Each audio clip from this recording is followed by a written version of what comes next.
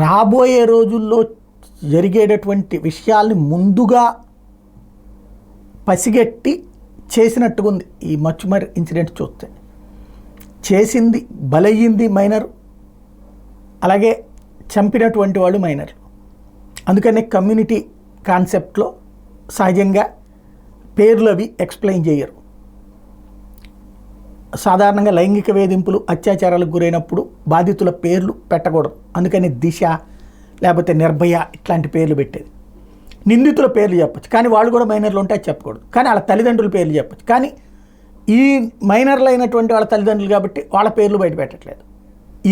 ఈ అడ్వాంటేజ్ వాళ్ళకి తెలుసుకున్నారు. దాని ద్వారానే ఈ నేరానికి పాల్పడ్డారు. ఇక్కడ మృతదేహం కనిపించకుండా చెయ్యడం అన్నటువంటిదే ఈ క్రైమ్లో కీలకమైనటువంటి అంశం. అది కావాలని చేశారన్నటువంటి విషయం స్పష్టమైపోతుంది. పోలీసులకి అదే అతిపెద్ద సవాల్ అవుతుంది. లోకల్గా ఉన్న పోలీస్ అధికారులను సస్పెండ్ చేస్తే వాళ్ళు ఏం చేస్తారు?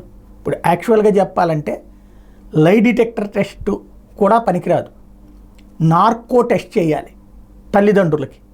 చేస్తే అప్పుడు వాళ్ళు ఇచ్చేటటువంటి ఫీడ్బ్యాక్ కరెక్ట్. నార్కో టెస్ట్ ద్వారా మాత్రమే ఎక్కడ పడేశారన్నది తెలుస్తుంది. ఎందుకంటే రోజుకొక చోట చెప్పి కన్ఫ్యూజ్ చేస్తున్నారు, కన్విన్స్ చేయడం కోసం అని చెప్పేసి కన్ఫ్యూజ్ చేస్తున్నారు. మృతదేహం దొరక్కపోతే తొందరగా బెయిల్ వచ్చేస్తుంది వీళ్ళకి, ఎందుకంటే శవమే లేనప్పుడు ఎట్లా అన్నటువంటి ఉద్దేశంతో. అది ఇప్పుడు జరుగుతున్నటువంటి తంతు.